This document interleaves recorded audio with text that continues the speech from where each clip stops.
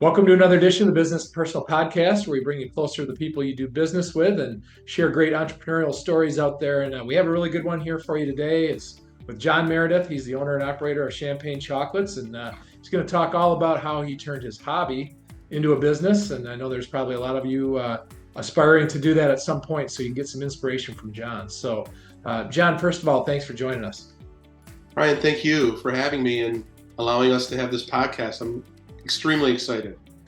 So it's the business and personal podcast. So let's give people a little bit better idea about yourself. Tell us about your background and how you ended up where you're at today.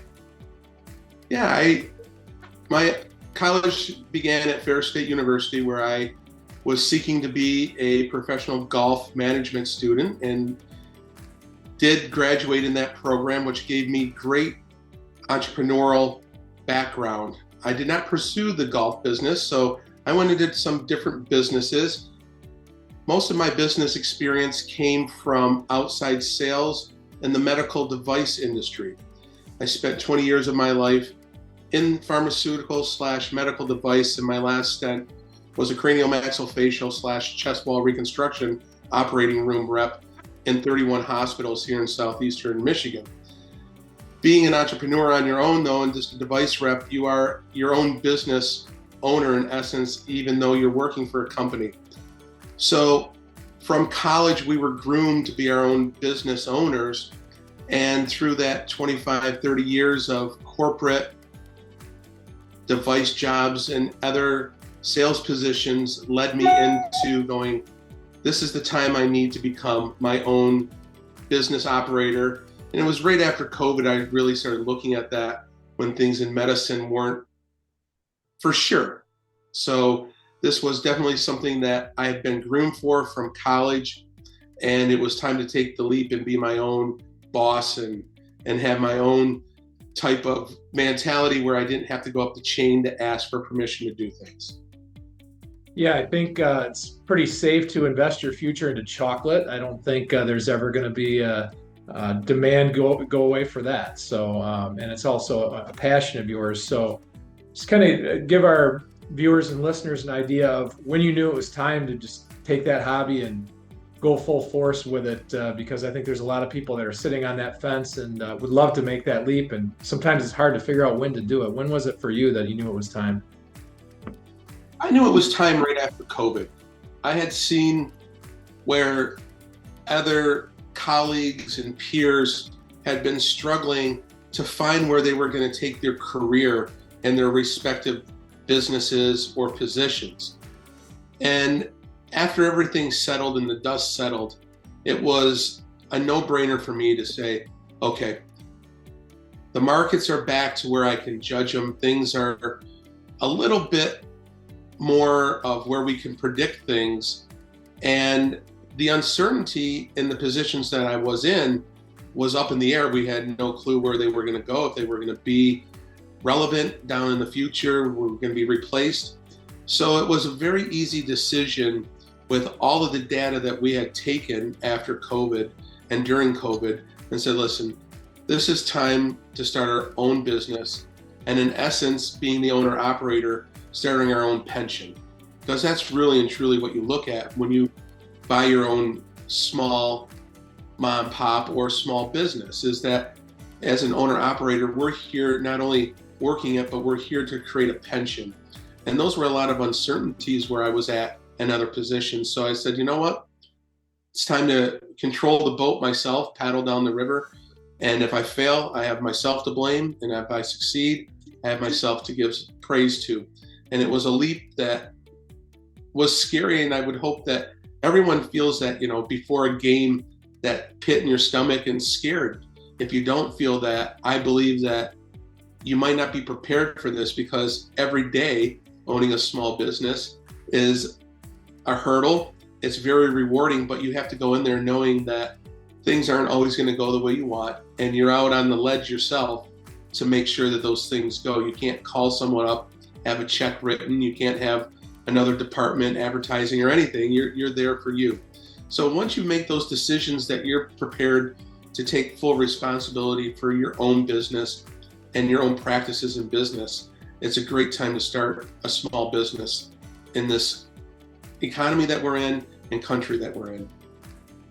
You had an interesting spot too, where you sort of had a little bit of a leg up with Champagne Chocolates already being an established name. So you were just going to try to take something that was already successful and take it to that next level.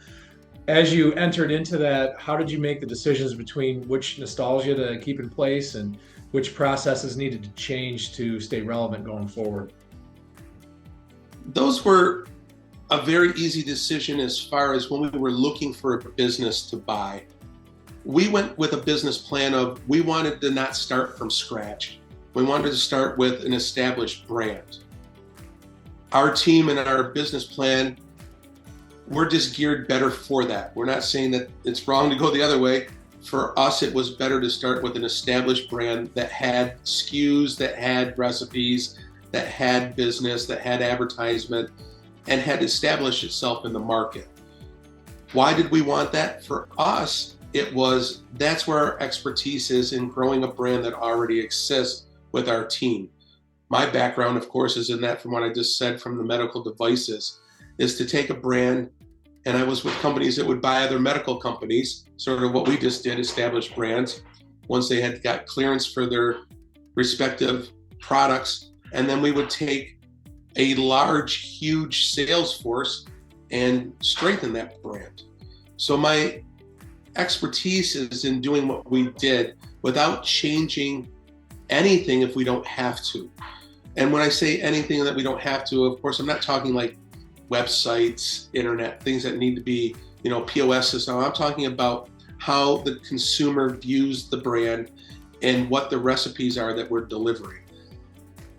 Why fix something that's not broken, especially when there's not enough time in the day as a small business owner for us to be able to do those other things to start a brand from scratch. So yeah, this was our business plan. But anyone that's listening, if you're starting with a new product or an existing one, that needs to be something that your team or yourself plans on before you start and you have that direction in your business plan. Yeah, those are some awesome insights and a lot of diverse background that you have kind of molding it all together into this one thing. And hopefully anybody listening can take bits and pieces of what you've done and apply it to their situation and take that leap. So enough about the build to get to this point. Let's talk about the good stuff, what you guys have to sell there. So, what are some of the more popular things that you have right now? So here at Champagne Chocolates, we specialize in chocolate truffles, and we do 3 different, as far as chocolates, we cover truffles in white chocolate, dark chocolate, and milk chocolate. Our bread and butter from the original owner, no pun intended, is our butter toffee that we make from scratch. And I should go back, 97% of all of our products are made in-house too. So that really gives us an advantage to control what we're putting out there and see what products are selling best. And then we also provide chocolate barks. Those are extremely popular, and they're extremely popular during the holidays. So we have three core products that make up our business, at least 85%. And I think that's important for people that are listening and want to advance themselves in a small business. As someone told me a long time ago, is find the 85% of your core value and focus on that. Don't focus on the 15% to build it up to the 85%. So we identified those as our 85 core products, and we do have different SKUs in each one. Those are what builds and supplies our fuel for this business, those 3 products: truffles, our toffee, and our barks. And then obviously you have your storefront there too, but from talking to you before we recorded, you're shipping to people all around the country too that are finding you. That was a huge benefit that we wanted to make sure that the business that we bought was already doing, and that was outside sales. We wanted to continue to build the retail structure and other retail structures, but understand the value of the internet market and online shopping, and having products brought to your home or workplace or wherever you are, instead of going to the retail sector floor to shop. So Champagne Chocolates had an established online and outside sales that we continue to build on. And we are ecstatic that we do ship all across the country. We haven't shipped outside of the country yet, but that hopefully will come in the near future. And for anyone listening, if you have a product that you can put on the internet and control yourself as a small business right now, instead of going to an Amazon or a bigger one until you get to that size, either by Shopify through your own website, it really does bring value to your business, and it really does bring customer awareness and more business. So I would say it would behoove anyone listening to really look at that and make sure you're concentrating, if you have a product that can do that through iSales, internet sales, that you concentrate on that and bring something very much to value to increase your sales for that, because it will do that overnight. Do you offer any custom products as well, John, for anybody that's looking for something unique? We also offer a custom truffle, absolutely. Our custom truffles we print on, which we can put any logo, any sayings on. Those are huge for weddings, baby showers, corporate events. For example, we have 500 of them going out to a car show next week here in Detroit. So these are great benefits if you're using chocolate in a selling arena for your business, or you're doing it for a special event. We can definitely customize chocolate and candy for your specific event with your specific sayings or logos on them. Well, I'm sure our viewers are salivating at this point. They want to get a taste of what you have to offer. So what's the best way for them to get in touch and maybe get a taste and buy some of your products? Well, Champagne Chocolates is located in downtown Mount Clemens at 65 Macomb Place, Suite E. It's very important to put in Suite E or Champagne Chocolates on your internet maps. We also are on the internet at champagnechocolates.com. And please feel free to call the store anytime you want at 586-468-1170. Myself or Jessica, that's my other business owner and partner that works here. So we'd be more than happy. Please ask for us and we take care of all your needs. Fantastic. Thanks again, John, and congratulations on turning that hobby into to a business. That's the American dream. And if we can both inspire some people that are listening to this to make that leap as well, and also maybe get them into to buy some of your chocolates, well, that's a double win, and that was well worth our time. Ryan, thank you so much for this opportunity. I look forward to hearing from anyone that's listening to this. If you just have questions, we would love to help out in any adventure that they have too. So thank you very much.